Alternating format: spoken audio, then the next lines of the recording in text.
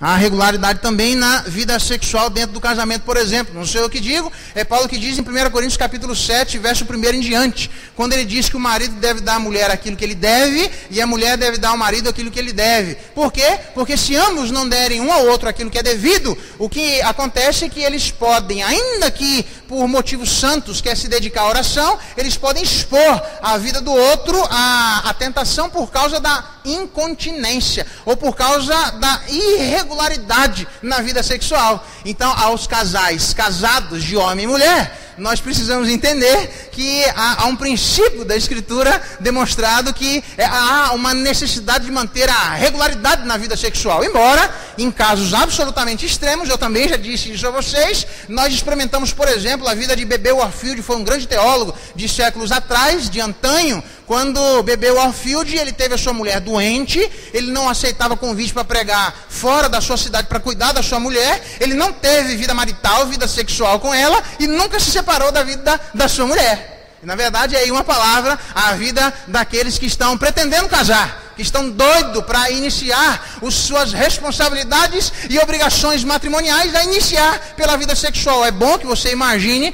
que se seu marido ou sua mulher tiver algum problema que impeça ele ou ela de contribuir para esta regularidade na vida sexual, ainda assim você e ela são casados diante de Deus até que a morte nos separe. Foi assim o testemunho de B.B. Warfield, e nós temos N testemunhos assim, daqueles que pela graça de Deus foram alcançados pelo Espírito Santo de Deus e entenderam que a regularidade é um princípio do reino de Deus que se manifesta não só no trabalho, mas na vida sexual, apesar das exceções existentes na vida de cada um de nós. Regularidade é um princípio do reino de Deus.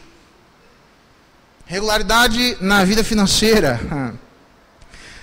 Paulo vai dizer, 1 Coríntios capítulo 16, que as ofertas deveriam ser recolhidas no primeiro dia da semana. Há uma regularidade que todo primeiro domingo, todo primeiro dia da semana, as ofertas deveriam ser recolhidas para que quando Paulo estivesse no meio deles, isso não acontecesse e Paulo usufruísse aquele momento de outra forma.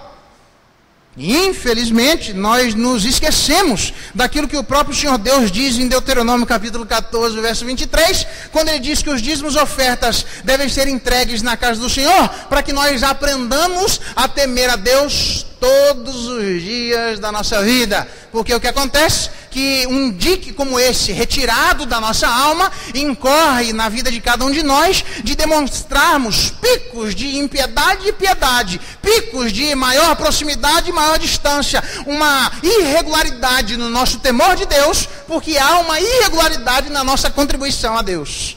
E qual é a melhor forma de sermos regulares na nossa contribuição a Deus? Seja tão regular em contribuir nos dízimos e ofertas, quanto regular é Deus em dar a você aquilo que você precisa. E isso varia, como diria outra.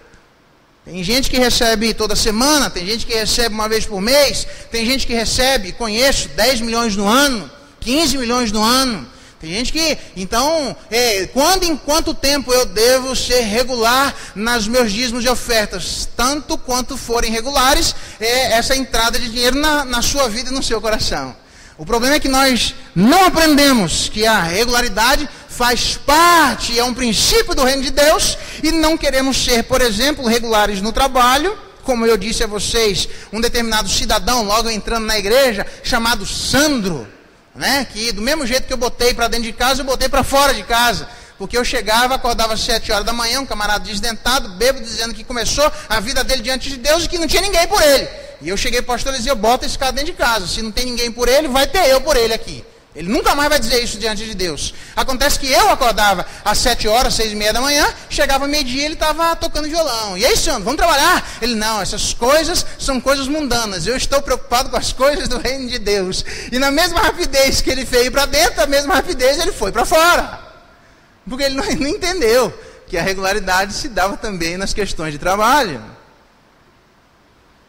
A regularidade também, por exemplo, se dá na vida de comunhão. O autor aos Hebreus vai dizer em Hebreus 10, 25, que não sejamos acostumados, como muitos já estão acostumados, de não andar junto com os irmãos. Até a frequência de nós estarmos juntos, seja qual for a frequência, precisa haver uma regularidade. Para quê? Para que nós não sejamos tratados dentro da igreja como um corpo estranho. Há benefícios. Aí nós olhamos para o Salmo, quando o povo se reúne, quando o povo está junto, Deus abençoa de alguma forma quando nós estamos juntos. Então, não é a mesma coisa, embora traga benefícios, nós observamos a televisão, nós estamos de longe, através da internet, de outros meios de comunicação, que por alguma razão nos tragam a momentos isolados e são edificantes, mas não trazem aquilo que somente é possível ser experimentado quando nós estamos juntos. Não seria muito difícil eu tentar mostrar isso para você, se você tivesse um cônjuge que morasse como muitos dos decassegues lá em Maringá, onde o cônjuge mora lá no Japão e o outro mora aqui, e eles se veem pela internet todo dia, eles se falam lá pelos meios de comunicação, pelo telefone, por aquilo que dá para ver até visualmente, e eles são casados. Mas eu confesso para você que apesar desse tipo de casamento ser levado dessa forma, eles não experimentam aquilo que só pode ser experimentado juntos. O que significa dizer que eu não estou dizendo que quem não convive não é crente com o povo de Deus. O que eu estou dizendo é que se você não convive com o povo de Deus, algumas bênçãos da parte de Deus à vida de todos nós serão retidas. Não é porque Deus não queira dar, é porque elas só serão dadas à vida de cada um de nós no meio do convívio do povo de Deus. Nós precisamos entender isso. Portanto, veja só, tem gente que não gosta da regularidade no trabalho, tem gente que não gosta da regularidade na vida sexual dentro de casamento, homem e mulher. Tem gente que não gosta da regularidade na contribuição financeira. Tem gente que não gosta da regularidade na comunhão com os irmãos. Ele ainda não entendeu que a regularidade permeia todas as áreas da nossa vida. E, portanto, isso se faz refletir numa vida absolutamente irregular de oração. E aí eu olho para a vida de Jesus Cristo, onde Cristo nos ensina nessa oração, no verso 39, como ele fazia alguma coisa como de costume. O que significa dizer que quando Jesus Cristo estava chegando lá, quando ele estava prestes a ser crucificado, preso e sofrer todas aquelas coisas que eram destinadas a mim e a você, chegou naquele momento, Jesus Cristo foi fazer alguma coisa que já era hábito da vida de Jesus Cristo fazer, que já era costume da vida de Jesus Cristo fazer. Ele não foi pego de surpresa, não foi uma atitude emergencial, não foi uma atitude absolutamente de supetão, de impulso, foi alguma coisa que ele já desfrutava da relação dele com o Pai, a ponto de ele dizer à vida dos discípulos: vocês vão me abandonar e eu vou ficar sozinho. Na verdade eu não vou ficar sozinho, diz Cristo, porque o Pai anda junto comigo. E eu já disse isso à vida dos jovens hoje de manhã. Tem muita gente que imagina que somente quando tivermos problemas e eles surgirem é que devemos orar. E há muitas críticas que são feitas por nós batermos o pé e demonstrarmos que há benefícios na regularidade da vida de oração. Exemplo, e eu acho que parte dessa crítica é verdadeira, mas parte não é. Encontrei determinado cidadão que chegou até mim dizendo assim: vocês ainda oram na terça-feira? Não, eu já conheço o esquema da igreja presbiteriana. Vocês oram sempre na terça-feira. E eu falei: algum problema a gente orar terça-feira toda terça? Não, porque você não entendeu. A moda agora é outra, a corrente agora é outra, o jeito agora é outra, a forma de se aproximar diante de Deus é outra. E eu entendo que existam outras formas também abençoadas e legítimas para nos portarmos diante de Deus. O que não pode acontecer é a vida de cada um de nós imaginarmos, porque mantemos uma vida de rotina diante de Deus, orando e tentando tirar o desafio da vida da igreja, incentivar a vida da igreja a permanecer semana após semana diante de Deus orando. É as pessoas dizerem a vida de cada um de nós, como eu já estou cansado de ouvir, nas minhas andanças por aí, não aqui, onde as pessoas dizem que se nós mantermos uma vida regular de oração toda semana, nós impediremos o Espírito de Deus de investir sobre a vida de cada um de nós. E na verdade é essa ação que mostra que estas mesmas pessoas que dizem isso, estas mesmas pessoas também dizem que não é necessário que haja uma rotina, uma regularidade na liturgia, por exemplo. Abaixa só um pouquinho o meu microfone, Zé. Para mostrar para mim e para você, isso, pode abaixar um pouquinho. Para mostrar para mim e para você que tem algumas pessoas que também saíram até da igreja presbiteriana no Brasil, por causa da liturgia dela, porque é uma liturgia maçante, né? É uma coisa quadrada, é uma coisa muito amarrada. Quem já não ouviu estas expressões? É uma coisa que parece que impede o Espírito de Deus de trabalhar na vida da igreja, de invadir a vida da igreja e de encher os nossos corações. Eu cansei de ouvir isso.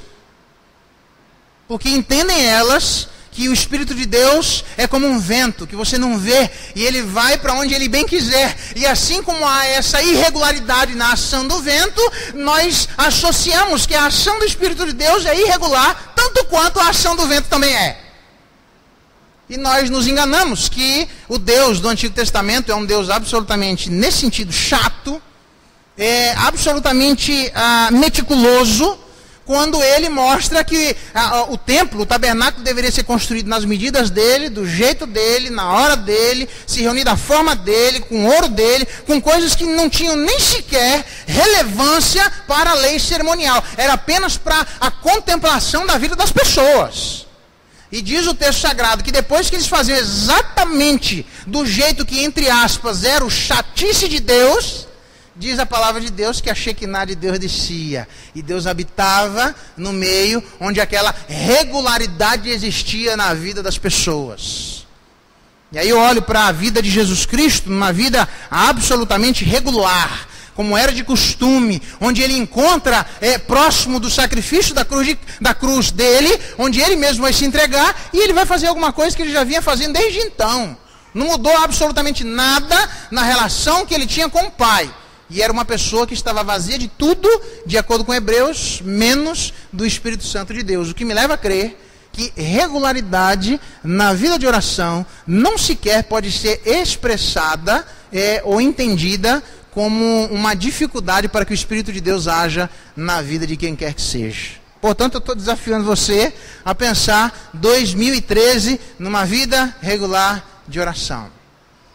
Me ajuda aí, Sidney e Sueli, né? Vou ser ousado aqui.